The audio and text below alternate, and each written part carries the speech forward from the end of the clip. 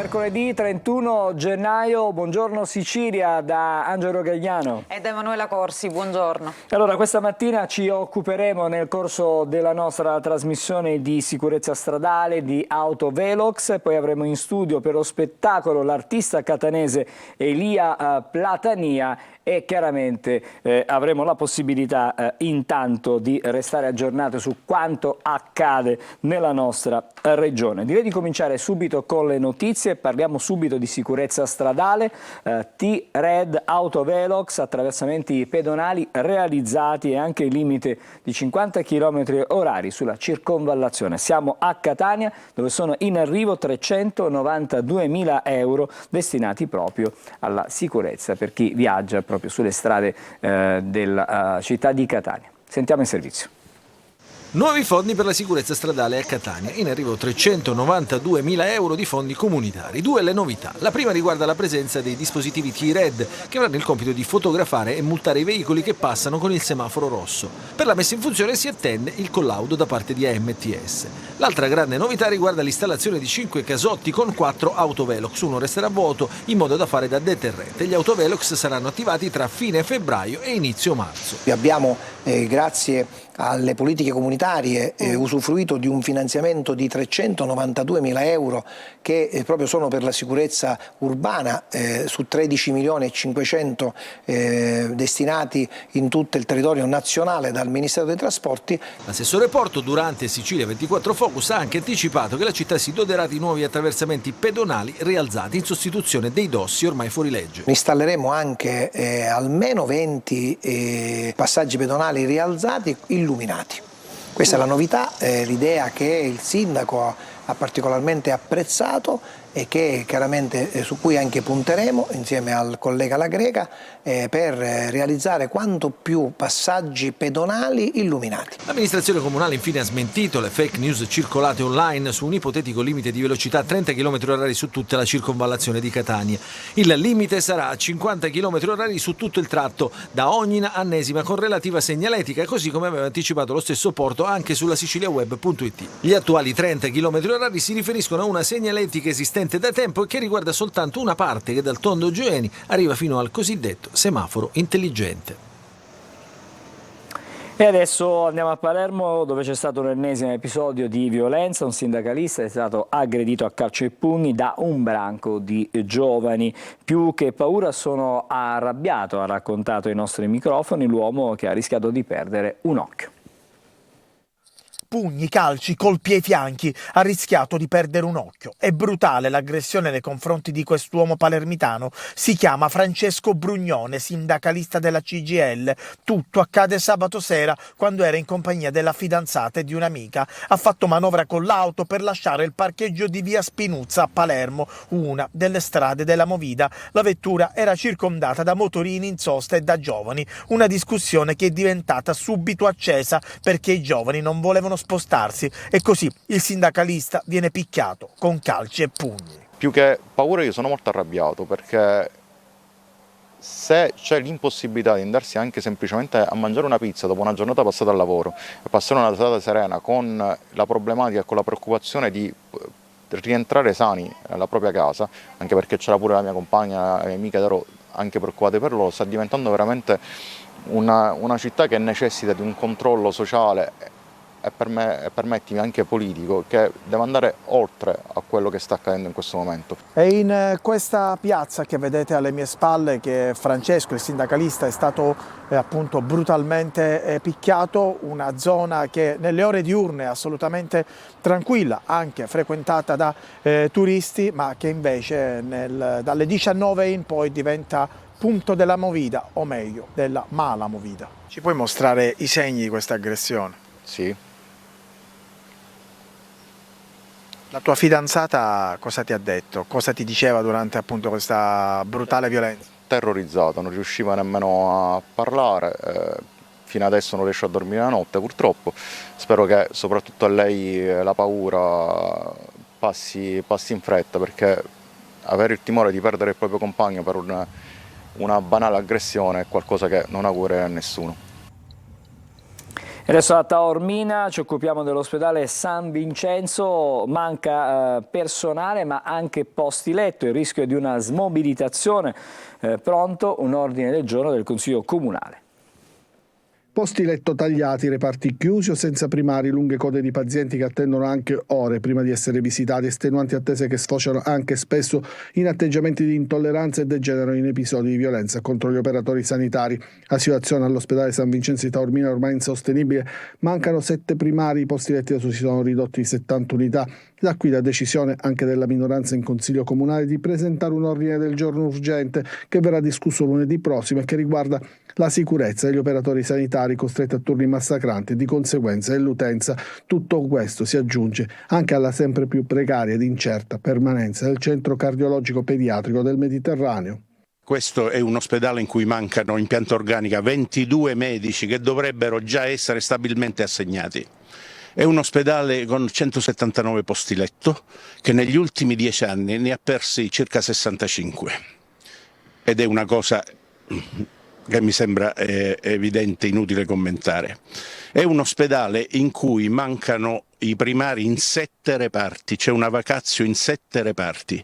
È un ospedale in cui il più grande pronto soccorso della provincia di Messina, con circa 30.000 accessi l'anno, non possiede un posto fisso di polizia, non possiede i 6 posti letto assegnati in astanteria e questo comporta grossi sacrifici di denaro pubblico per il trasferimento di pazienti che potrebbero essere mantenuti presso il pronto soccorso. A Taormina si prepara un'azione forte per tutelare l'ottimale funzionamento del presidio ospedaliere ed evitare la smobilitazione, con la cittadinanza che vive uno stato di preoccupazione per il rischio che la struttura, punto di riferimento del territorio, possa essere depotenziata ulteriormente. Catania si avvicina alla festa di Sant'Agata e in questi giorni si susseguono tantissime iniziative. Agata in seno è la mostra sfilata contro il tumore al seno, è stata organizzata dall'Accademia delle Belle Arti. Uno scenario particolarissimo, quello dove si è svolta questa sfilata, le bancarelle della Fiera di Piazza Carlo Alberto. È un'Agata pop, popolare, che cammina, anzi sfila, raffigurata in questi abiti tra la sua gente, tra le persone che affollano Piazza Carlo Alberto e passa tra le bancarelle della Feroluni, qui davanti alla caserma Sant'Angelo Fulci, accanto alla chiesa del Carmine, che il 4 febbraio ospita una lunga sosta del Fercolo di Sant'Agata nella processione del giro esterno. È un'Agata fatta di contaminazione, tanto cuore, quello che ci mettono gli studenti dell'Accademia delle Belle Arti di Catania che hanno realizzato gli abiti, e una infinita passione, quella di Liliana Nigro, che da 22 anni organizza l'iniziativa Omaggio alla patrona di Catania. Questa scala diventa quasi una cannula delle flebo che fa arrivare la linfa vitale fra quello che è la caserma, l'esercito, l'istituzione, la cultura, e poi per arrivare alla contaminazione con le bancarelle, con la gente di tutti i giorni, con la gente comune.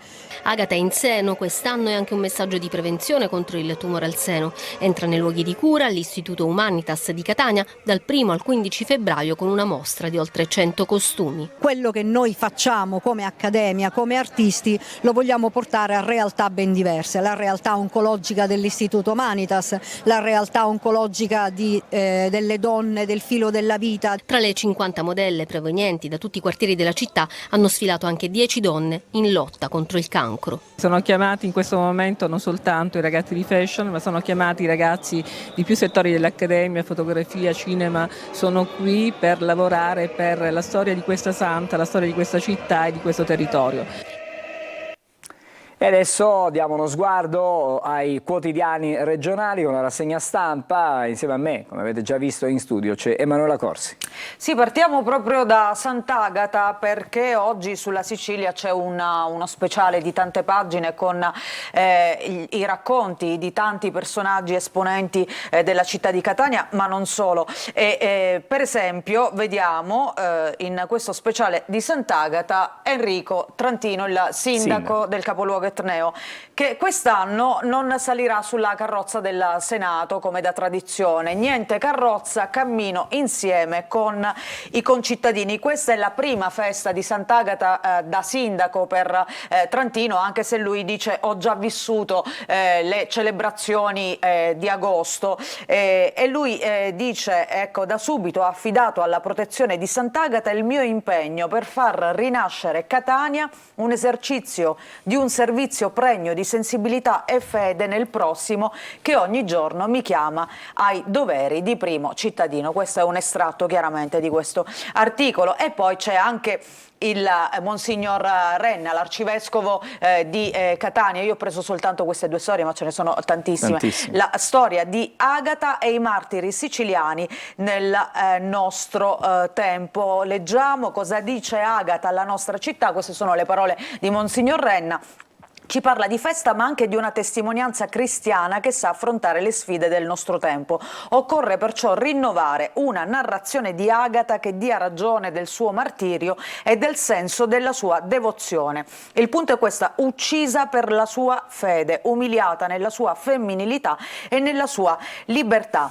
E poi a questo proposito lui dice ci sono altri temi che vengono accostati al martirio della patrona, ma stiamo attenti a non usarli in maniera impropria. Questo è un punto che più volte è stato sottolineato proprio dal nostro arcivescovo, cioè la violenza sulle donne, ad esempio, dice lui, Sant'Agata non è stata uccisa per femminicidio, ma è quel fenomeno che oggi sta facendo regredire la nostra società, anche se chi voleva soggiogarla per farle rinnegare la fede ha violato 2 volte la sua persona, prima costringendola a diventare una donna oggetto nel postribolo di Afrodisia, poi accanendosi sul suo corpo.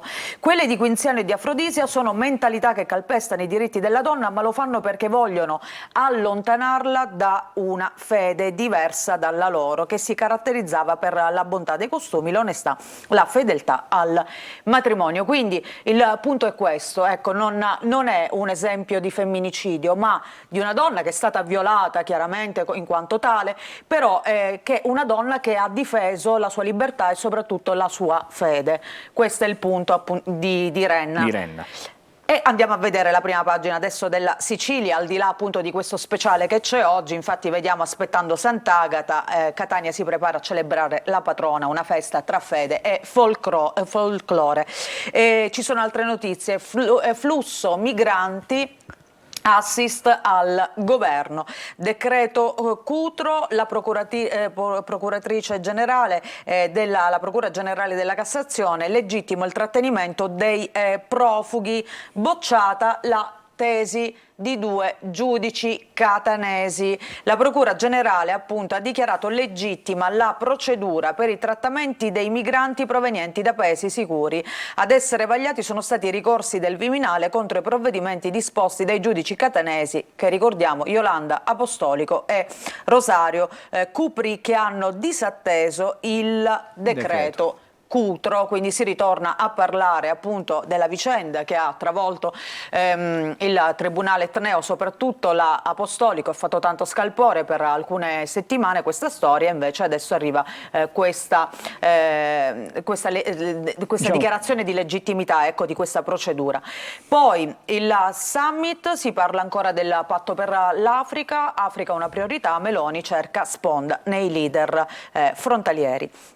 A proposito di Meloni, oggi è il tema del giorno, lo vedremo meglio nella rassegna stampa nazionale. Meloni a colloquio con Orban per quanto riguarda la detenzione di Ilaria Salis, scoppia un altro caso Lollo.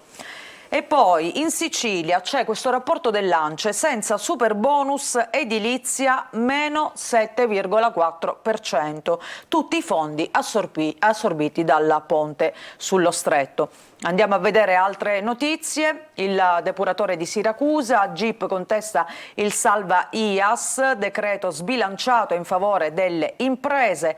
E ancora un altro tema di oggi, sanatoria ineleggibili, centrodestra spaccato, salta il blitz meloniano. Diciamo polemiche. che in questo momento all'Ars c'è molta tensione nella maggioranza di governo su due temi, la possibilità che gli ineleggibili possano tornare di nuovo diciamo in aula. Non decadano, esatto, ecco, non decadano in questo senso. E poi c'è il tema anche della sanatoria, non solo, insomma un centrodestra un pochettino... Sì. Infatti ieri durante la seduta poi insomma il Presidente Galvagno ha sospeso diversi fronti aperti in questo momento, le nomine ad esempio della sanità, un altro tema diciamo piuttosto caldo, no? Oggi le nomine, a proposito, ecco, manager, ultimi ritocchi e ultimi malpancismi, scrive appunto la Sicilia, azione, sanità lottizzata. Andiamo a vedere all'interno alcune notizie, alcuni approfondimenti. Allora il super bonus, l'edilizia che va giù a meno 7,4%, quest'anno l'allarme arriva dall'ANCE,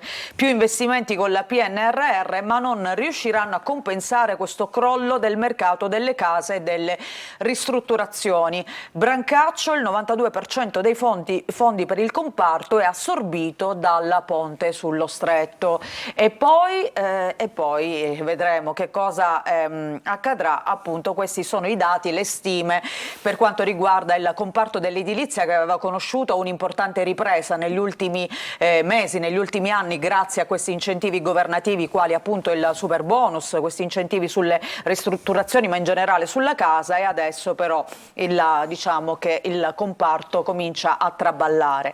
E poi questa norma salva ineleggibili che insomma tiene banco all'ARS. Ieri appunto è stata sospesa anche la seduta, il Presidente Galvagno c'è stata tensione e si riaggiorna oggi e vedremo cosa succede. C'è stamattina la convocazione dei segretari di partito da parte del Presidente della Regione, della regione Schifani, ha chiamato i segretari di partito che compongono la maggioranza, insomma intorno alle 10 ci dovrebbe essere questo vertice, vedremo se si riuscirà a trovare una quadra. Comunque il titolo è questo: fallisce il blitz meloniano, centrodestra in frantumi, asse con l'MPA per votare subito il disegno di legge con De Luca, no di Lega e Democrazia Cristiana con Forza Italia in mezzo, Ars tensione alle stelle appunto e Fratelli d'Italia lascia l'aula. Poi i manager, ultimi ritocchi alla lista e oggi il via alle nomine. Andiamo a vedere sempre su questa pagina, revocati i domiciliari a Safina, il deputato Dem che era finito in mezzo ad uno scandalo nei giorni scorsi, resta l'obbligo di dimora, la difesa dice inchiesta lacunosa. E ancora a Palermo non ci fu falso in bilancio, parla l'ex sindaco appunto del capoluogo siciliano, vicenda strumentalizzata, archiviazione appunto al comune. Andiamo a vedere anche la prima pagina di Catania, della provincia di Catania, e leggiamo Corso Martiri, la svolta è possibile.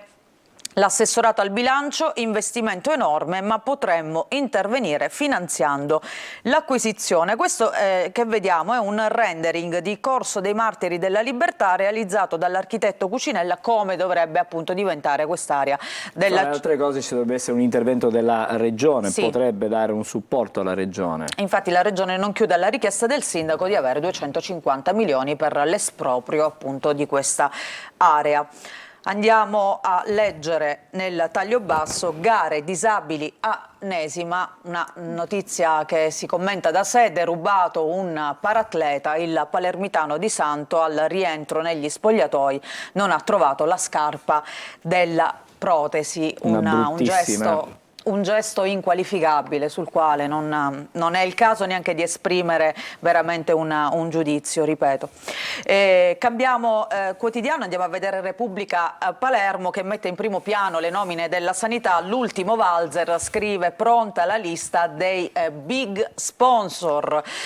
Significa che dietro, voglio dire, a questi manager che saranno nominati ci sono dei personaggi di grande spessore, sì, evidentemente, no? Ma anche perché abbiamo visto questi tira e molla che sono andati avanti anche per settimane, insomma. Direi questo dimostra che direi per mesi. Per mesi dimostra che appunto c'è molto in ballo in queste nomine.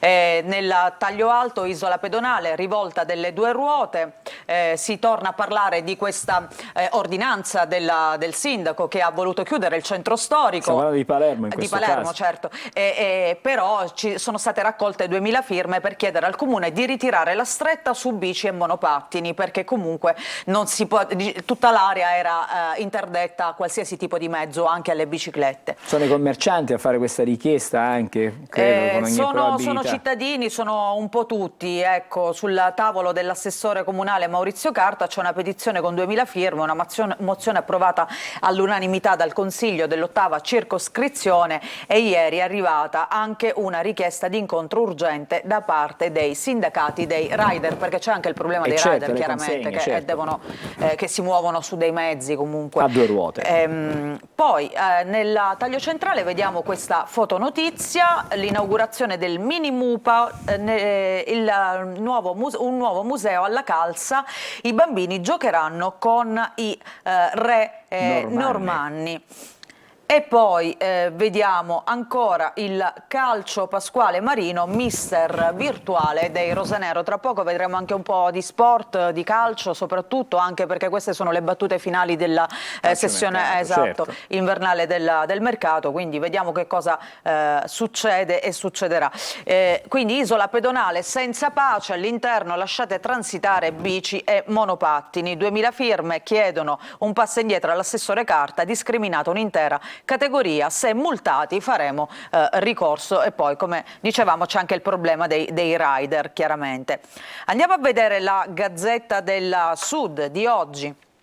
Ars, centrodestra nella palude. Quindi anche qui la politica in primo piano, quello che sta succedendo all'Assemblea regionale. Manager della sanità, oggi Schifani sceglie in un clima di tensioni e veleni, ma abbiamo detto che in aula ieri altolà degli alleati alla norma proposta da Fratelli d'Italia per blindare 3 deputati ineleggibili. Che non sarebbero, diciamo, non dovrebbero stare. Perché nel momento in cui, ricordiamo, sono stati eletti, avevano un evidente conflitto di interessi, diciamo, con rispetto poi alla regione. C'è chi aveva degli incarichi, chi lavorava per delle cooperative che appunto prendevano degli appalti dalla regione, quindi insomma non potevano essere eletti. Si sta cercando di mettere una pezza con questo provvedimento per sanare la loro posizione.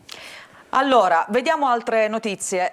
Il porto di Tremestieri, nel taglio centrale vediamo anche la foto, il cantiere può riaprire, siglato il passaggio dell'appalto, la realizzazione appunto di questa infrastruttura è passata alla Bruno Teodoro di Capodorlando, ripresa dei lavori per marzo. E poi c'è una notizia di cronaca, un'altra fotonotizia: rogo nell'abitazione, in salvo una 92enne, quindi una brutta storia che ha un lieto fine a Scaletta Zanclea in via Roma. Appunto, questo incendio sarebbe stato causato da un cortocircuito.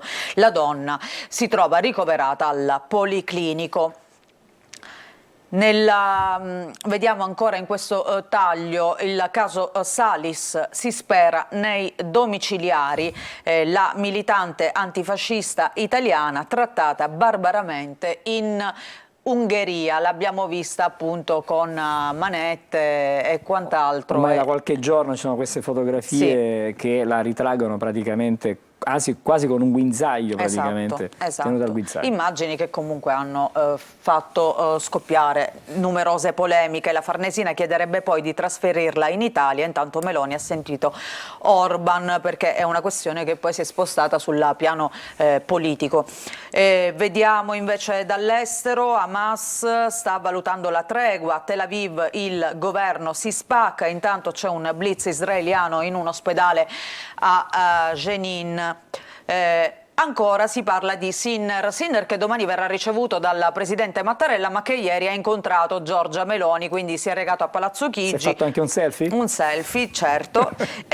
Sinner, un ritorno da re, probabile il no al Festival di Sanremo. Intanto è stato ricevuto, dicevamo, a Palazzo Chigi. Lui è fortemente voluto da Amadeus, che ha fatto anche un appello, però a quanto pare Però Sinner... poi si è scusato Amadeus per averlo in qualche modo coinvolto così pubblicamente in questa richiesta. Vabbè, ma lui, preso, diciamo, dall'entusiasmo, ha voluto. Del resto poi il Festival di Sanremo è il festival di tutti, no? Dell'Italia, dell'italiano. Esatto, quindi italiani. potrebbe anche essere una cornice dove viene anche celebrata ed esaltata l'italianità, o comunque quelle che sono le eccellenze del nostro paese.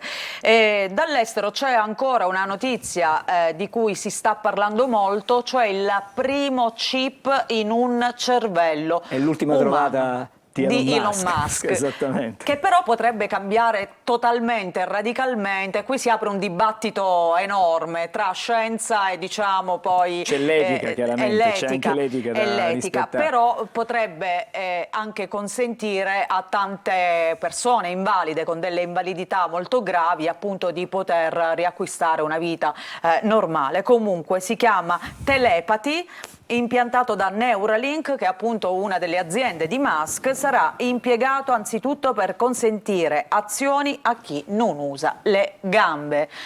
E vedremo. Insomma, la scienza corre, fa notevoli passi in avanti, vedremo quali saranno poi gli sviluppi. Bisogna conciliare poi quello che la scienza riesce a realizzare con quelle che sono le nostre, quella che tendenzialmente dovrebbe essere una norma di comportamento etica di tutti noi, no? È vero, però i tempi cambiano e quindi c'è anche un discorso, cioè non si può negare no, chiaramente a chi non riesce a fare determinate cose di avere una possibilità, un'opportunità. No, certo. Poi diciamo che un uso sapiente di qualsiasi cosa forse è anche la chiave. È la giusta strada. Esatto.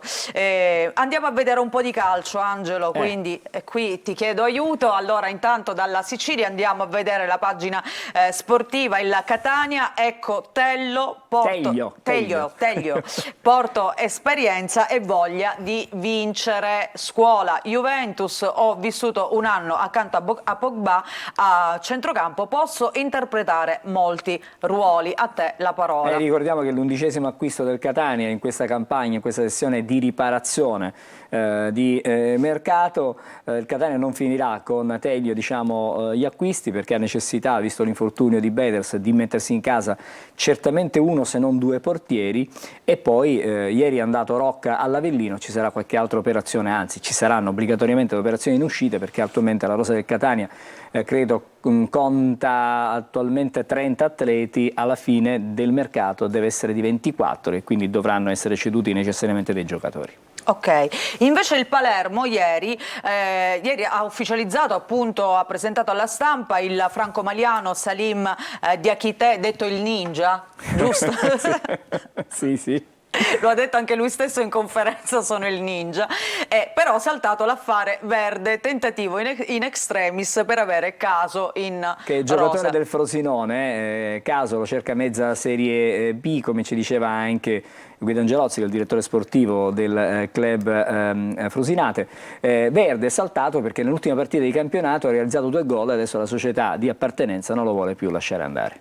E poi andiamo a vedere invece il Messina, siamo in Serie C, un giovane difensore per il Messina, il moldavo Dumbravanu, classe 2001, completa il pacchetto difensivo. Mercato, il Catanzaro mette gli occhi su Salvo, un turno a Fumagalli Ortisi, disordine di Torre del Greco, una gara a porte chiuse per i corallini. Una decisione del giudice sportivo, anche il mercato, certo, il Messina probabilmente dovrà fare qualcosina ancora, perché la rosa non è in questo momento quella che forse il tecnico Modica vorrebbe e si auspica, però per quello che sta facendo ha fatto già mezzo miracolo, perché è uscito fuori dalla zona play-out con qualche rinforzino. Speriamo che il presidente Sciotto in qualche modo possa sostenere economicamente qualche altro sforzo e magari tirare fuori il Messina da questa situazione di difficoltà. Fino a domani alle 20 tutto è possibile, quindi vedremo cosa succederà in questi ultimi colpi di calciomercato. Noi ci fermiamo con intanto questa parte di rassegna stampa e poi tra poco invece quella nazionale. Torneremo dunque con i giornali, con i quotidiani nazionali fra pochissimo. Restate con noi a Buongiorno Sicilia.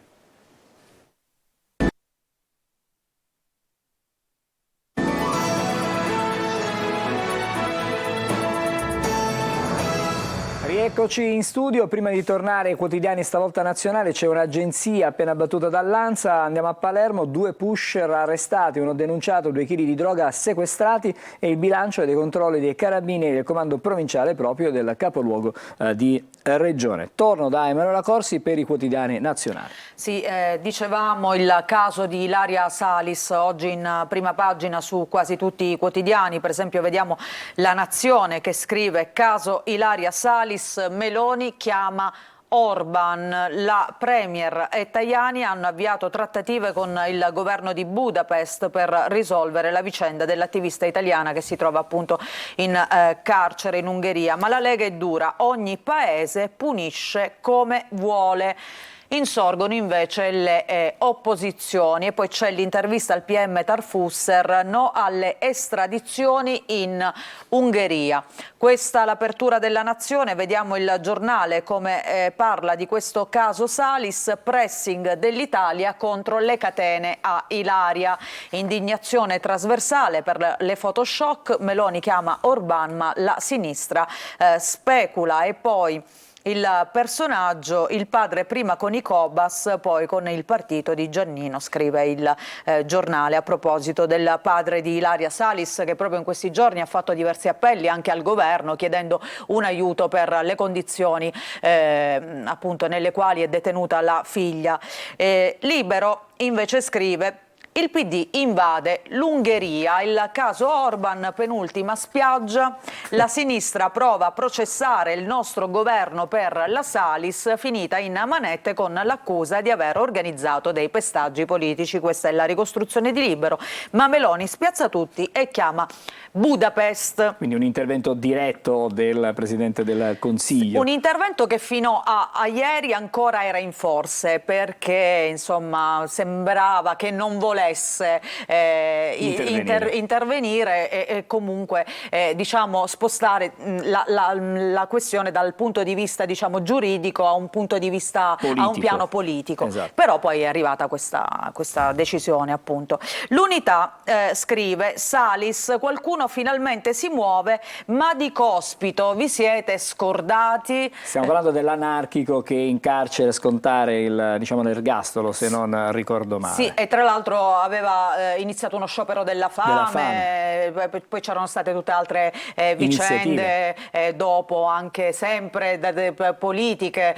Ricordiamo per esempio il sottosegretario Del Mastro che aveva rivelato alcune cose, alcuni atti segreti. Insomma, il caso Cospito aveva riempito per molto tempo le pagine dei giornali. Torture appunto nelle prigioni europee, questo dicevamo è l'Unità. Il Dubbio invece scrive: le catene a Ilaria Salis dell'amico Orban ora inguaiano Meloni, governo diviso e opposizione all'attacco sull'italiana, arrestata e processata in Ungheria. Vediamo appunto come i giornali raccontano. Hanno punti di vista diversi. Esatto. Il Manifesto per esempio, ecco come scrive: Angheria anziché Ungheria, una prigione non è un albergo a 5 stelle, queste sono state le parole dell'Ungheria. Ungheria risponde con arroganza allo scandalo per le immagini di Ilaria Salis condotta in catene in tribunale a Budapest. Meloni chiama Orban, ma il governo italiano non compie passi per l'estradizione e la destra assolve i carcerieri. Vediamo ancora qualche altra prima pagina, sempre che apre con questo caso. Ecco, per esempio, il riformista al guinzaglio di Orban. E vediamo i due leader politici appunto in questa foto, Giorgia Meloni con Orban. E poi vediamo la Repubblica che scrive invece prigionieri di Orban. Il caso di Ilaria Salis, a destra silenzi ed imbarazzi sulla detenuta italiana a Budapest, mentre Meloni telefona alla premier ungherese. Mesi di denunce inascoltate, io tenuta al guinzaglio, le parole appunto di questa attivista italiana, parte la trattativa per ottenere gli arresti domiciliari e il rimpatrio. E poi ci sono le parole di Giuliano Amato: criticare le persone al posto delle idee non è democratico. Diciamo che c'è una contraddizione, una diversità tra questo titolo e quello che scriveva prima, se non ricordo male, il Manifesto, cioè che l'Italia non si sta muovendo. In realtà se è partita, lo scrive Repubblica, non lo stiamo dicendo noi, non lo dice un giornale vicino al governo, è partita una sorta di trattativa in qualche modo per fare rientrare nel nostro paese la giovane Salis. Poi altre notizie, poi vedremo l'approfondimento, però intanto ci sono anche altre notizie oggi importanti. Dicevamo appunto questa svolta che arriva grazie ad Elon Musk, arriva il chip nel cervello, Musk apre l'epoca dell'uomo cyborg, scrive così appunto Repubblica. E poi a centropagina un altro tema che divide e che fa tanto discutere. Nelle Marche il primo allevamento di grilli.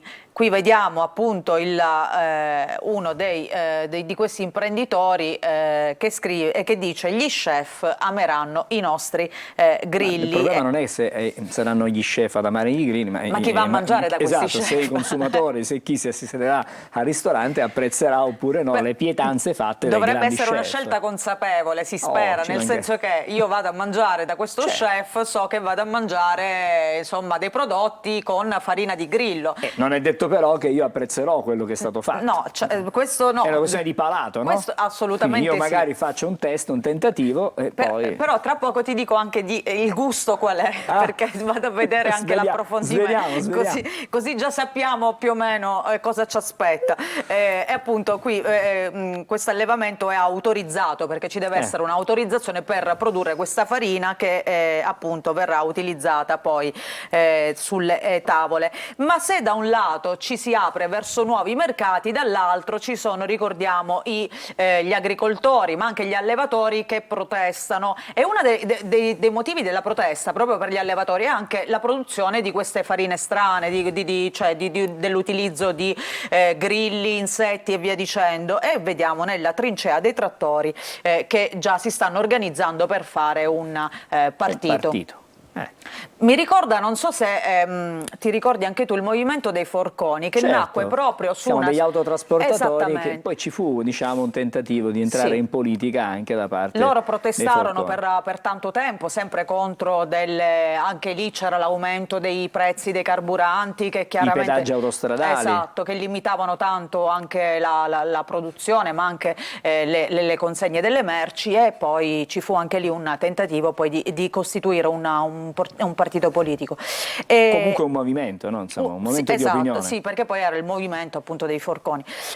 Allora andiamo a vedere Salis, ecco qui. Le bugie della destra, all'interno catene come in Italia, e Meloni sente però Orban, bufera sul caso dell'attivista italiana detenuta a Budapest dopo le sue foto al guinzaglio.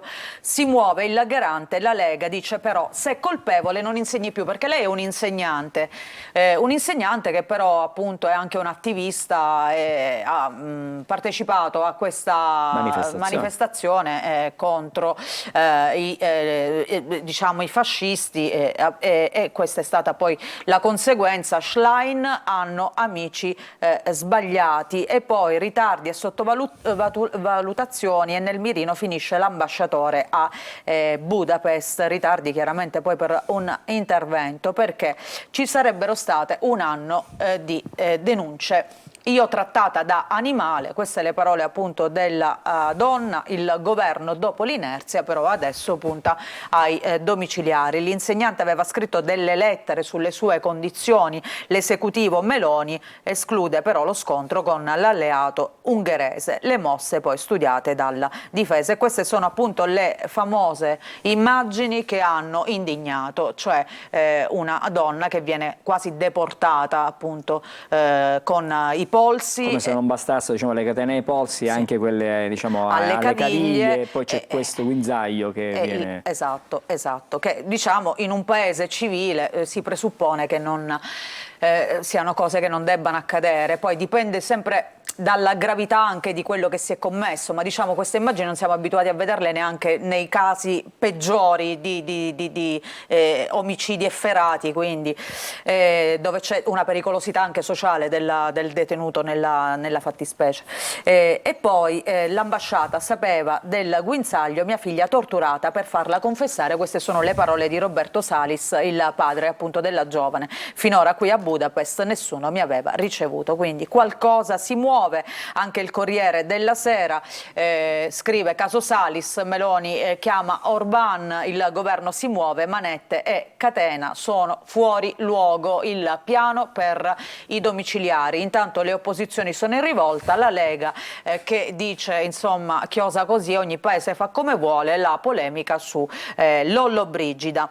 Poi vediamo a centropagina invece Elon Musk che il primo chip in un cervello, la nuova frontiera appunto della tycoon, impiantato in un uomo paralizzato, e poi il dibattito, chiaramente gli scenari come abbiamo detto anche prima. Ci sono anche altre notizie.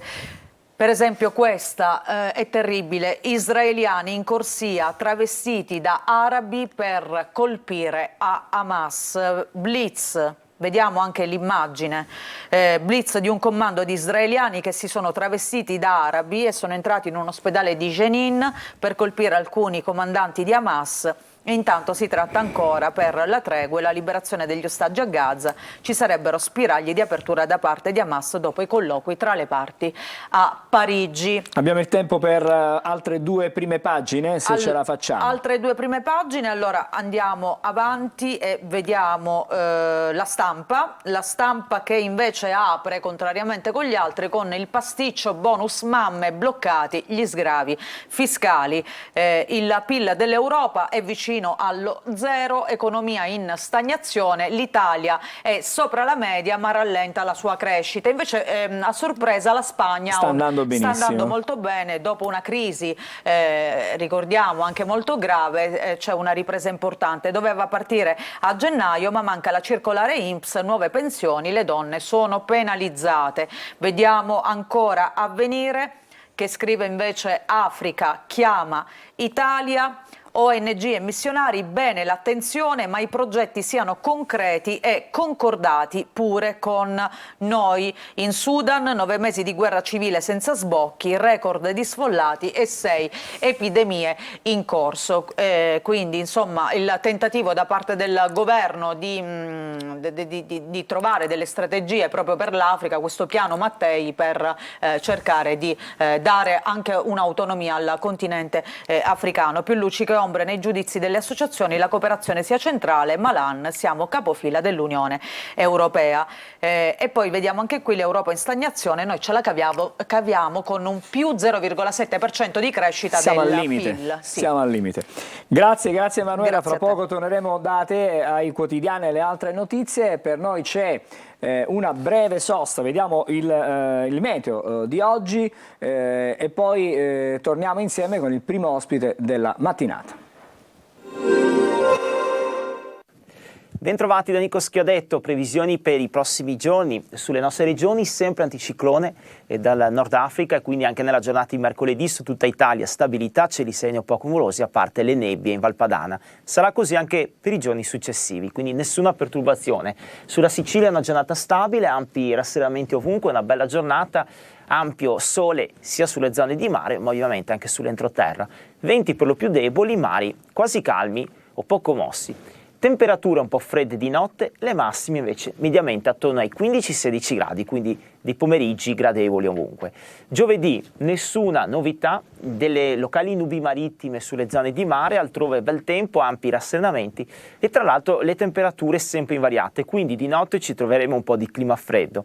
Però durante il pomeriggio le massime saliranno fino a 15-16 gradi. Ulteriori dettagli e approfondimenti sull'app di Trebi Meteo. Quindi cucino io Cucini oggi, tu con quello oggi. che c'è nella mystery Qui box. ci sono io. Sicilia è il primo degli ospiti di oggi, con me e con noi in studio Andrea Carmanello, avvocato, buongiorno. Grazie per l'invito. Grazie a lei per aver accettato il nostro invito. Stamattina parliamo di Autovelox. Non possiamo non partire da quelle che sono state le notizie, le fake, le falsità che si sono inseguite insomma, nei giorni scorsi. Stiamo parlando della sicurezza in particolare stradale a Catania e nello specifico alla circonvallazione di Catania, perché a un certo punto si era sparsa la notizia che fossero stati già attivati gli Autovelox, i T-Red in prossimità dei semafori pedonali. È una notizia, lo abbiamo già sentito ieri, è stata smentita e dal sindaco e poi dal vice sindaco, dall'assessore alla mobilità. infondata, non veritiera, perché gli autovelox saranno attivati, ma saranno annunciati quando saranno attivi. Per tempo, per diciamo, tempo, in modo tale che i cittadini in qualche modo si possano abituare. Però c'era un traffico più disciplinato quando ti dirò onestamente. E perché si cercava di rispettare il limite. Quando scattava il rosso non si muoveva nessuno, erano tutti in fila. Vabbè, dovrebbe essere sempre così, in realtà dovrebbe essere sempre così, in altri posti, in altri paesi, con l'accensione, diciamo, prima del rosso addirittura ci si ferma alle strisce pedonali. Allora, sicuramente il timore è un deterrente importante, si sta creando comunque, si sta percependo qualcosa, un cambiamento. Sì, sì, assolutamente. Allora, però il tema della sicurezza è un tema importante. Gli autovelox servono, diceva lei, come un deterrente. Serve per avere la giusta cultura, la giusta preparazione, rispettare quelle che sono le norme della strada. Sugli autovelox dobbiamo fare adesso un discorso. Partiamo però dai T-Red. Sì. Ci può spiegare lei, grosso modo, abbiamo detto che sono, diciamo, dei dispositivi che vengono impiantati vicino ai semafori pedonali e vanno rispettati. Assolutamente. Le regole, non nei T-Red. Ma, implicitamente la funzione del T-Red è quello di determinare un cambio di sicuramente di abitudine e permettere quindi il rispetto di quelle che sono le segnaletiche stradali, quindi il semaforo e quant'altro, soprattutto quello pedonale.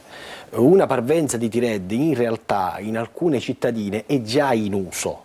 Mi viene in mente un noto semaforo che si trova tuttora insiste nel comune di Letojanni, che va a, in qualche modo a sanzionare colui il quale non utilizzi la corretta corsia rispetto a quello di transito. Nello specifico, se io mi trovo ad esempio nella corsia di transito per andare nella direzione dritta, il T-Red in quel caso interveniva perché mi trovavo nella corsia per girare, però andavo dritto e sanzionava l'automobilista. Quindi una parvenza di T-Red già in uso, ce l'abbiamo in Sicilia, qua vicino. Allora, le questioni... Ed ha sanzionato tantissime persone, glielo dico perché mi sono occupato di tantissimi ricorsi proprio su questo caso.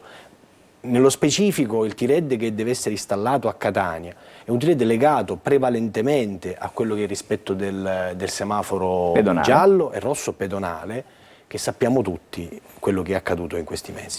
Allora, avvocato, si discute moltissimo, però il sindaco Tarantino in qualche modo ha già chiarito sul limite di velocità, che non sarà di 30 km/h ma sarà di 50 km/h. 30 km forse creerebbe qualche problema nella viabilità, nella scorrevolezza, diciamo così, del traffico. Però ci sono alcuni autovelox che, l'esempio che possiamo citare è quello di Palermo, ad esempio, in viale della Regione, ci sono 3 diversi limiti di velocità. Assolutamente. È conciliabile questo diciamo, rientra nella norma, oppure su un tratto di strada si deve avere la stessa sempre, lo stesso limite di velocità? Allora, è chiaro che ci sono degli elementi di pericolosità che possono cambiare nell'ambito della stessa strada, questo è innegabile. L'esempio del viale Regione a Palermo, dove vanno a confluire numerosissime strade e per certi versi è similare come caratteristiche alla nostra circonvallazione, la presenza di limiti di velocità diversi può, sottolineo, può essere legittima, ma la presenza di 3 limiti di velocità è veramente un'ingiustizia, perché passare da 30 per poi avere 50, quindi 70, diventa fuorviante per l'automobilista e può determinare delle problematiche, anche determinare degli incidenti, perché o si va troppo piano, paradossalmente, o non si rispetta il limite. Quindi l'uniformità del limite è sicuramente la cosa che maggiormente si deve cercare di portare avanti, facendo caso alle singole situazioni che hanno bisogno di un intervento più specifico, perché ci sono magari delle scuole piuttosto che degli altri enti e strutture che hanno bisogno di avere questo tipo di limite per permettere la fruizione anche pedonale. E allora diciamo che forse la scelta evidentemente dell'amministrazione comunale di Catania di mantenere 50 su tutta la tratta potrebbe essere in questo senso, diciamo, corretta in questa, Assolutamente in questa direzione. Tra l'altro mi permetto di suggerire che già di fatto fatto l'utilizzo dell'autovelox con 50 km/h, almeno occasionalmente, con la camionetta che all'inizio della circonvallazione si trova, è comunque nelle nostre abitudini già da diversi anni, sì, malgrado diciamo sia una che postazione mobile. Sulla circonvallazione in direzione Ognina, In direzione per intenderci, Ognina, esatto. c'è una postazione, non Sì. dico fissa, però quotidianamente mobile. si trova, Quasi quotidianamente si trova. quindi ci si è abituati ad avere, diciamo, questo Questo deterrente, tipo, questa, esatto. mi segnalano poi che esiste un autovelox a Mister Bianco sulla statale 121 che aveva un limite diverso sulle due carreggiate, Esatto. da una parte 50, dall'altra 70 km/h. È corretto, questo è stato oggetto di mia contestazione già a partire dal 2019.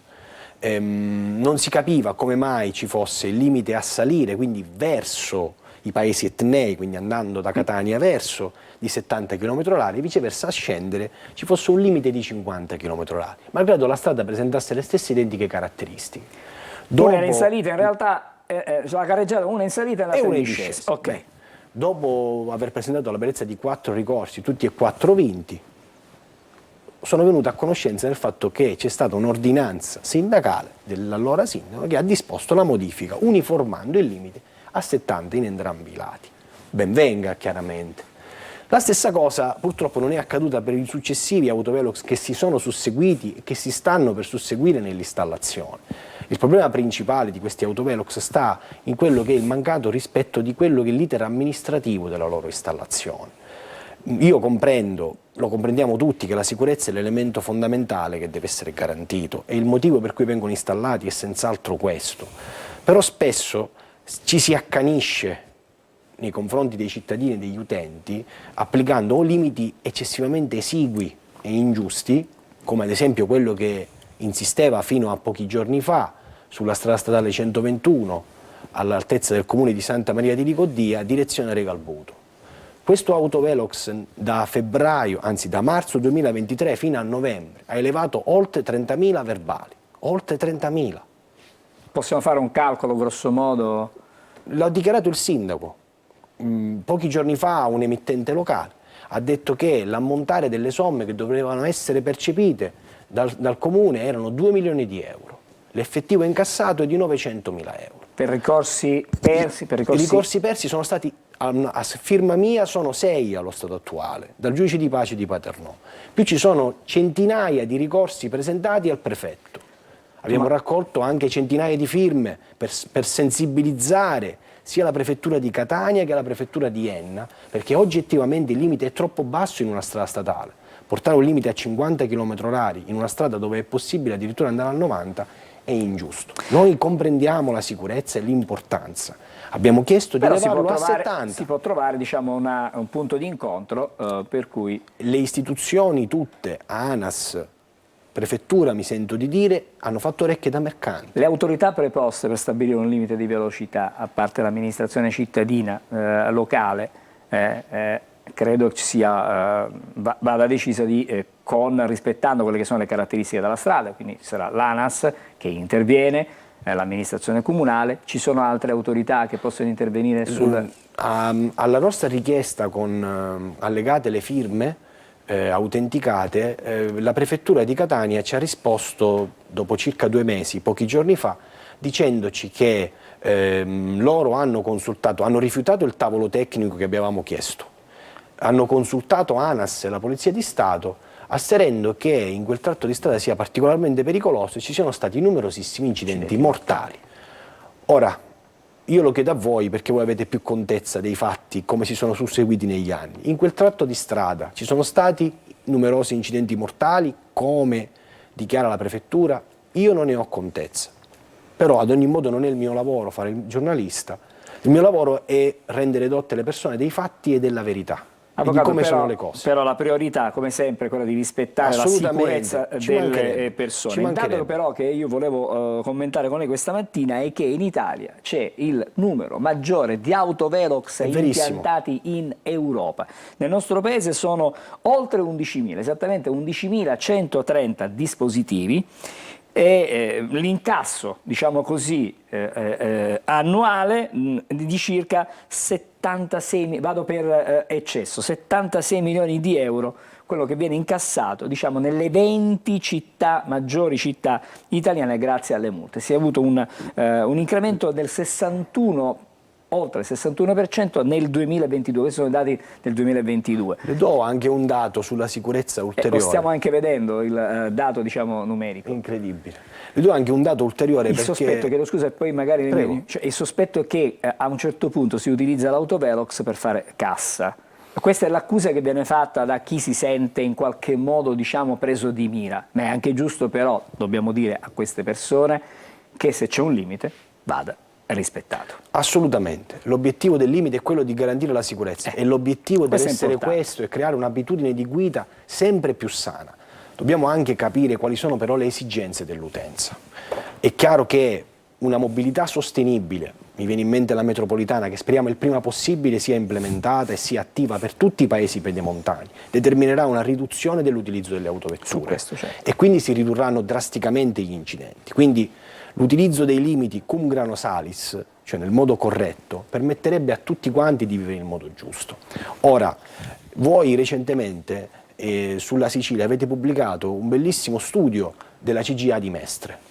No, lo fate i colleghi del giornale. Sì, però io da abbonato alla Sicilia lo dico, lo riporto con grande piacere. La CGA di Mestre ha detto: non è l'autovelox l'elemento che salva realmente la sicurezza delle strade. Perché? E ne dà una spiegazione scientifica. Se io mi permetto di andare a oltre 100 km/h in una strada che magari ha un altro limite, poi arrivo esattamente al momento dell'autovelox e passo al limite rispettato, per poi riprendere la velocità. Dove la sto garantendo la sicurezza? Beh, diciamo che è quello che fanno un po' tutti. Ok, ma c'è un sistema che garantisce realmente la sicurezza nelle strade e crea l'abitudine di guida. Si chiama Tutor e costa meno dell'autovelox e permette di controllare. Diciamo, la sollecitazione continua lungo lo stesso tratto con un lampeggiante, che un display luminoso che ci dice che il limite di velocità è 50 e tu stai andando a 65, ti richiama all'attenzione, vai piano, abbassa, vai a moderare. Sicuramente. È anche vero che queste installazioni sono spesso non correttamente eseguite, molti strumenti non sono segnalati, sono dietro gli alberi, le postazioni mobili non sono mai segnalate prima. Nella stragrande maggioranza dei casi la Cassazione ha detto che la cartellonistica deve essere applicata 1 chilometro prima, sfondo blu e scritta bianca. Per esempio, quando lei vince questi ricorsi, ecco, quali sono poi i motivi principali? Sì, insomma. esatto. I motivi principali ci sono l'assenza dell'autorizzazione prefettizia. L'autorizzazione prefettizia è fondamentale. Ma si può installare un autovelox senza l'autorizzazione prefettizia? Questa è la domanda che mi faccio e chiedo ovviamente anche a un amministratore. L'amministratore che installa un autovelox sa che quell'autovelox non ha la sua, diciamo, funzione legale, perché non è autorizzato. Guardi, spesso gli enti locali si rifanno a vecchie autorizzazioni prefettizie che devono essere rinnovate. Nel 2017 l'allora ministro Minniti emanò una circolare inviata a tutte le prefetture d'Italia. Nella circolare diceva che per l'installazione degli autovelox occorre prima di tutto fare uno studio quinquennale di quello che è le caratteristiche degli incidenti e dell'utenza in quella specifica arteria viatica. Fatto questo, chiedete l'installazione e periodicamente, visto che l'utenza cambia, le caratteristiche della strada cambiano, la rinnovate, cosa che non viene fatta. E questo già è un motivo invalidante, diciamo. Verissimo, ed è stato oggetto di contestazione e da me è stato uno dei motivi. La mancata verifica dello strumento. Lo strumento non può essere verificato dagli stessi soggetti che fanno i controlli. Ci deve essere un soggetto terzo che si chiama Accredia. Bene, le caratteristiche, i motivi di impugnazione sono veramente tanti, non sono pochi. Anche paradossalmente il limite di velocità esiguo può essere un motivo di contestazione, o il mancato rispetto dei 90 giorni da quando è avvenuto il fatto fino a quando viene la notifica, esatto, possono essere motivi di contestazione per cercare di invalidare il verbale. Allora, avvocato, ci siamo fatti una cultura di autovelox stamattina, noi la raccomandazione che facciamo è di rispettare i limiti di velocità, a prescindere se sia presente sull'arteria stradale l'autovelox oppure assolutamente. no. Poi, ma cercare anche di sensibilizzare le autorità che possono capire le esigenze dei cittadini. Poi se ci sono dei vizi, quello è un altro tema, è un altro argomento, quello spetta poi a lei trovare, diciamo, il cavillo però mi raccomando, grande prudenza sulle strade. Grazie a voi, all'avvocato per essere stato con noi questa mattina, avvocato Carmanello, buon lavoro, noi ci dobbiamo fermare, il prossimo ospite fra pochissimo.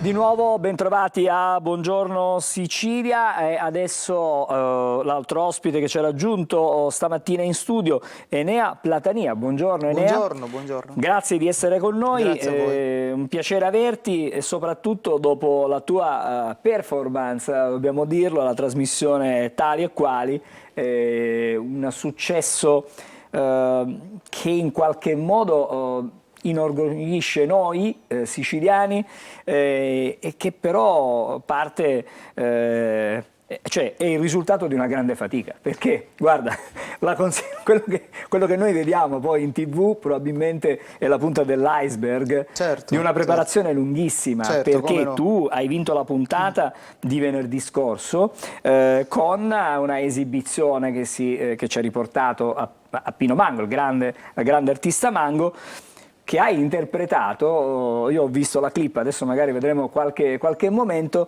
in maniera esemplare, e non solo da un punto di vista, diciamo, canoro, no? Ma anche da un punto di vista proprio delle sembianze fisiche, sceniche. Ci racconti che cosa succede quando c'è la preparazione? Perché immagino voi siate avvertiti una settimana prima, no? No, di più. Diciamo che, come hai detto tu poco fa, c'è dietro tanta fatica, tanto lavoro. Perché là c'è trucco, parrucco, estensione vocale da sistemare. Beh, abbiamo lavorato tanto, io ho un buon ricordo. Intanto ringrazio Carlo Conti per la possibilità che mi ha dato di poter omaggiare Pino, e poi il lavoro lì con i coach, in questi giorni abbiamo fatto le prove audio, le prove di recitazione, che non sono state poche, perché io sono un interprete, come hai detto tu, e per quanto mi riguarda non ho mai scimmiottato questo artista, quindi l'ho sempre omaggiato con tanto amore, con tanta passione e soprattutto con tanto rispetto.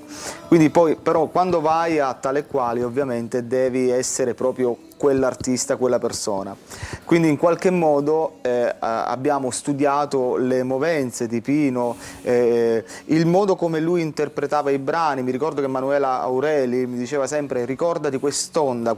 Io mi ricordo il giudizio della Goggi, che io magari ero preso tanto dall'emozione che non ho risposto. Ma poi ti chiedo una cosa sulla giuria, sì, dimmi tu. Che lei proprio disse questa parola, lei disse non cattivo, quello più, diciamo, punzecchiante. Non c'è nessuno che è cattivo, ognuno di loro ha un ruolo. Malgioglio è un format televisivo, è uno show, quindi Malgioglio sta lì proprio per avere quel ruolo lì. Quindi, che poi tanto cattivo con me non è stato, perché prima della vittoria, insomma, mi ha dato il terzo posto, ha detto, comunque ha fatto la battuta che è stata molto carina, infatti io ci ho riso sopra, e mi ricordo che però lui disse, insomma, che ero entrato dentro il personaggio in maniera eccellente. Quindi voglio dire, alla fine il suo non è stato un giudizio così cattivo nei miei confronti. C'è un giusto riconoscimento, insomma, sì. Alla fine c'è stato. Senti, adesso c'è la puntata finale, no? Adesso ci giochiamo la puntata finale, sabato 3. E su questa puntata finale io volevo sentire te, nel senso, c'è qualcuno dei tuoi avversari, fra virgolette, competitor, colleghi, che temi di più, che ti possa insediare?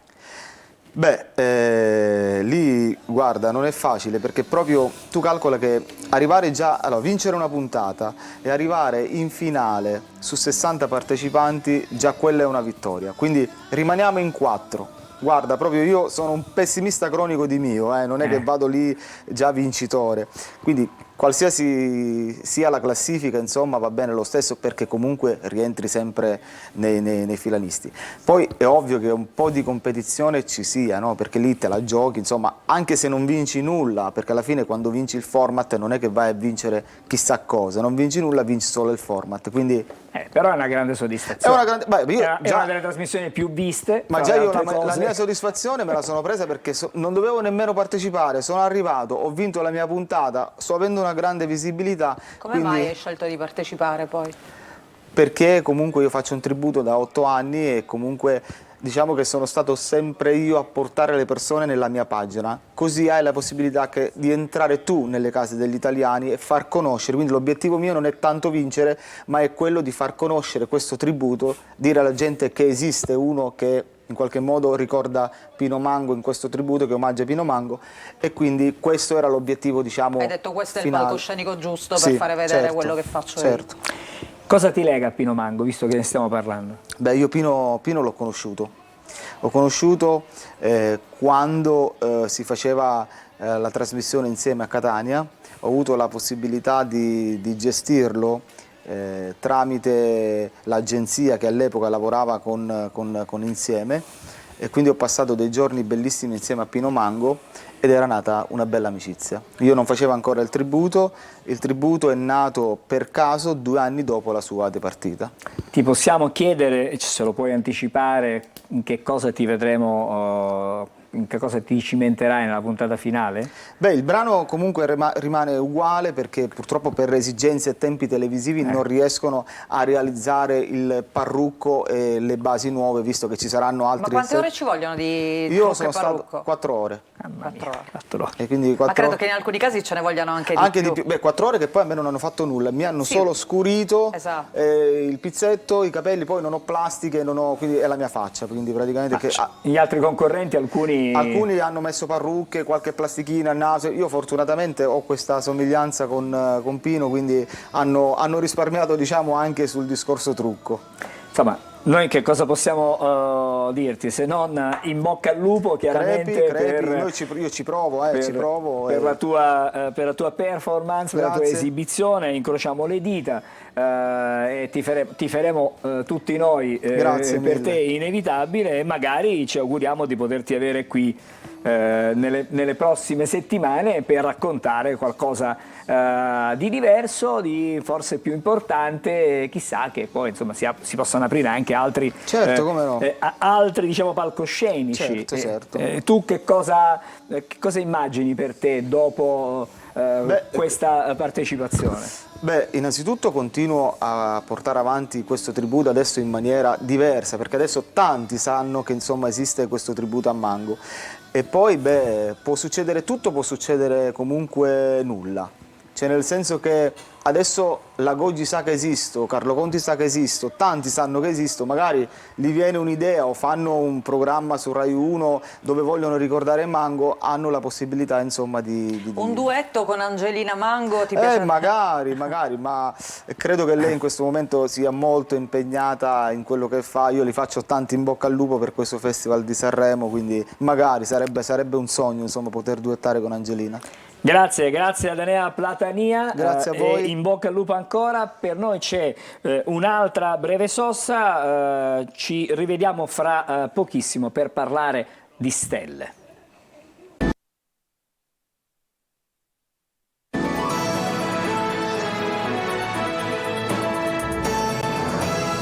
Rieccoci insieme, adesso come annunciato cerchiamo di capire che cosa ci riservano le stelle per questa giornata. Come sempre ci colleghiamo con Marco Amato. Buongiorno Marco. Buongiorno Sicilia, ciao Angelo, ciao Manuela. Ciao buon caffè a te, una tazzina diciamo dipinta a mano, colorata.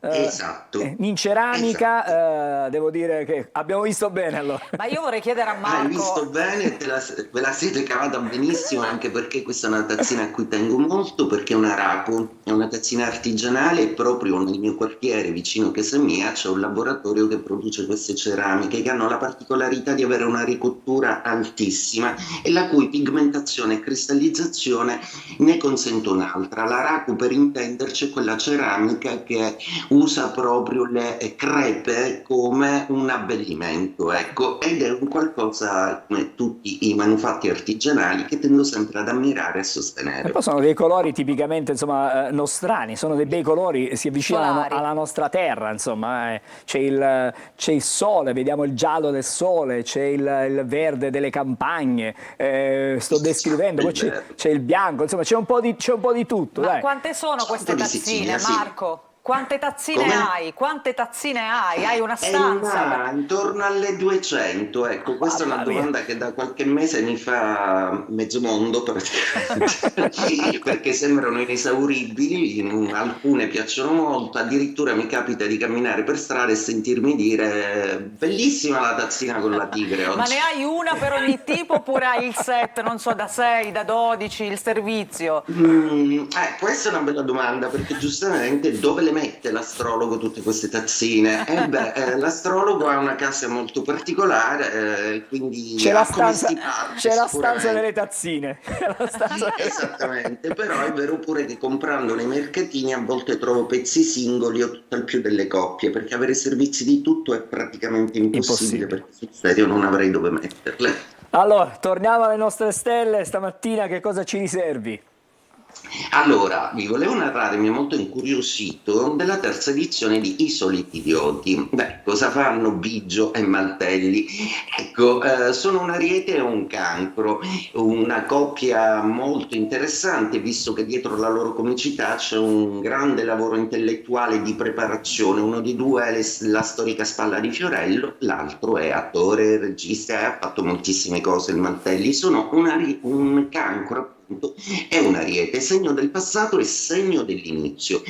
Mi incuriosisce sempre la serialità dei best seller, delle edizioni cinematografiche di un format andato bene. Ecco, il primo ha avuto un successo strepitoso, il secondo ha avuto un calo. Come sarà I Soliti Idioti 3? Scommettiamo, l'astrologo dice che avrà un successo economico al botteghino abbastanza soddisfacente, magari tanto da non replicare il primo, sicuramente, però auguro alla coppia di essere assolutamente brillante e vincente come sempre.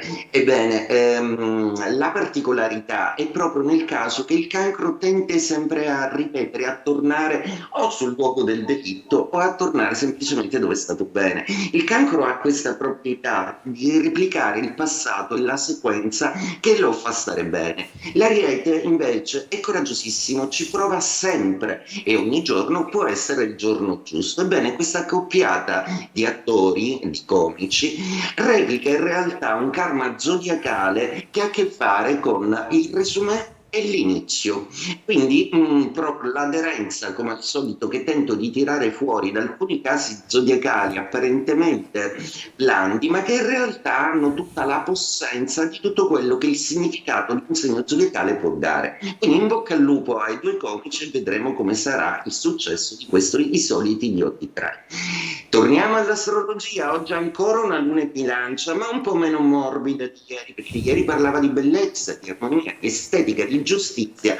Oggi invece pone delle domande, soprattutto ad Ariete e a Capricorno e a Cancro, proprio perché questi tre segni zodiacali, ovvero i cardinali, il segno cardinale intendiamo tutti i segni che danno il via a una stagione e che quindi non somigliano alla stagione, ma sono la quintessenza della stagione stessa. Si fanno delle domande perché è ora di cambiare. L'Ariete deve cambiare gestione familiare e affettiva. Il Cancro invece quella familiare e amministrativa. Il Capricorno, sempre a inseguire i suoi progetti, non si vuole rendere conto che l'amore per adesso è la dimensione più da tutelare e forse il partner può chiedere qualcosa in più. Bilancia, Bilancia sono sempre un continuo processare tutto quanto, pensierosi e filosofici, adorabili Bilancia, però non fate fumare il cervello, ecco, in questo senso. A quali segni andrà bene? Sicuramente Acquario e Sagittario, che hanno l'ispirazione giusta giusta per essere al momento giusto il Sagittario dove vorrà, mentre invece l'Acquario imbrocca le soluzioni giuste per ottimizzare il suo tempo esiguo, perché l'Acquario fa sempre mille cose e ha sempre mille amori. Per quello che riguarda gli altri segni zodiacali come Pesci e Scorpione, abbiamo per lo Scorpione una luna di 12ª casa, quindi c'è un po' di emotività in più, mentre invece i Pesci hanno uno slancio creativo oggi un po' più sensibilistico, un po' più esistenzialista, ma anche critico. Oggi attenzione al giudizio dei Pesci.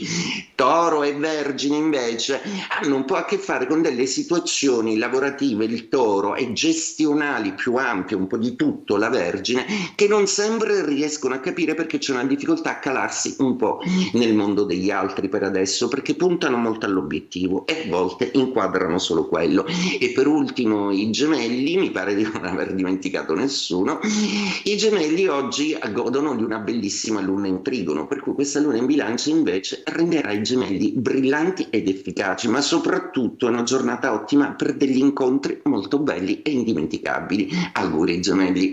E con questo vi auguro una splendida giornata, ragazzi. A domani. Grazie Marco, a domani. Allora torno da Emanuela Corsi per di nuovo qualche notizia, una notizia curiosa. Sì, so che stavi impazzendo, volevi sapere che gusto avesse questa farina di grilli. Allora, torniamo su Repubblica, ecco, sa di semi di zucca. E appunto questo allevatore dice: gli chef l'ameranno, ma i grilli non sono gli unici insetti a tavola, ci sono anche i coleotteri, i bruchi che vengono mangiati in buona parte dell'Africa, li fanno anche in pastella, e poi le formiche, per esempio in Africa le mangiano, c'è un tipo di formica particolare che viene mangiata o cruda o fritta. In Messico invece è diffuso il caviale messicano, che è appunto a base di larve di formica che vengono servite sui tacos. Grazie Emanuela, adesso c'è l'almanacco, torniamo fra pochissimo. Lasciare il bucato nella lavatrice al termine di un lavaggio è tra le abitudini più sbagliate che esistano.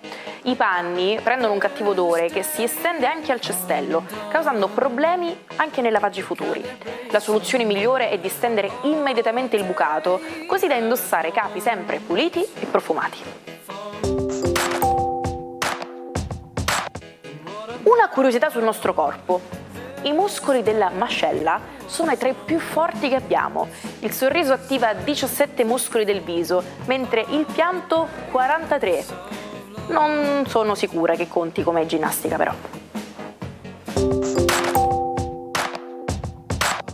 Dire a qualcuno "oh, ti manca un venerdì", oppure "non hai tutti i venerdì a posto", vuol dire definirlo stravagante, bizzarro, pazzoide. Questa espressione si riferisce probabilmente alle nascite premature e all'antica credenza popolare, ovviamente infondata, che i nati prematuri, i settimini ad esempio, fossero incompleti e pertanto mancanti anche di un po' di cervello. Il riferimento al venerdì è legato alla tradizione cristiana di giorno del malaugurio, in quanto quello della crocefissione, e quindi all'importanza di averli trascorsi tutti, e quindi esorcizzati, nel ventre materno.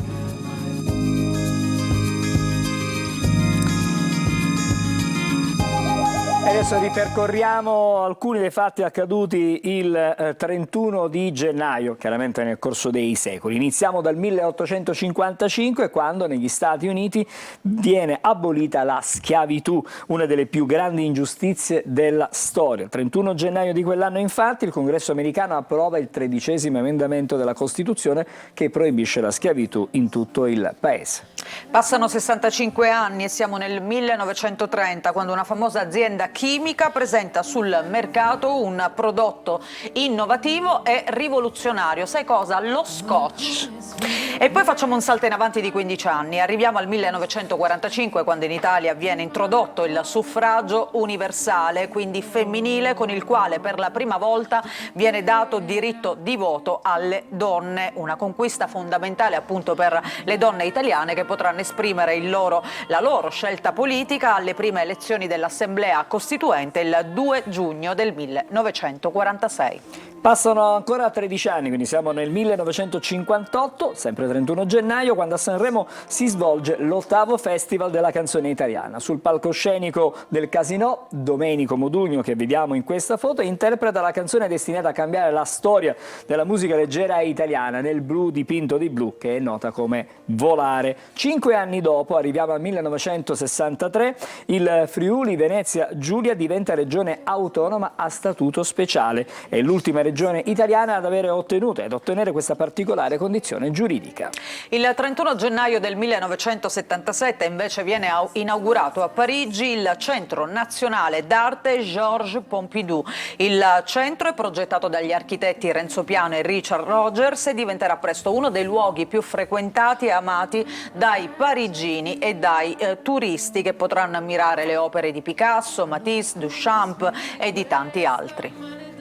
E poi il 31 gennaio del 1990 invece apre il primo McDonald's in Unione Sovietica, precisamente a Mosca. Si tratta di un evento simbolico che segna la fine di un'era comunista e l'apertura al mercato della globalizzazione. Il primo McDonald's russo e anche il più grande del mondo. Il primo McDonald's in Italia invece è stato aperto solo 5 anni prima a Bolzano. 31 gennaio del 1984 nasce Malika Ayane, stiamo vedendo, cantautrice italiana, ha iniziato la sua carriera nel 2007 grazie a Caterina Caselli che l'ha scoperta, pensa, in un coro gospel. Da allora ha pubblicato 6 album, ha partecipato 4 volte al Festival di Sanremo, ha ottenuto sempre buoni risultati e tra le canzoni più belle, più note c'è Come Foglie, che fa parte del suo primo disco, quello l'album di debutto. Malika partecipò alla 59esima edizione del festival nel 2009 cantando anche in duetto con Gino Paoli. Noi ci salutiamo stamattina proprio con Come Foglie. Malika Ayane, grazie, a domani con Buongiorno Sicilia. A domani. Ha squarciato il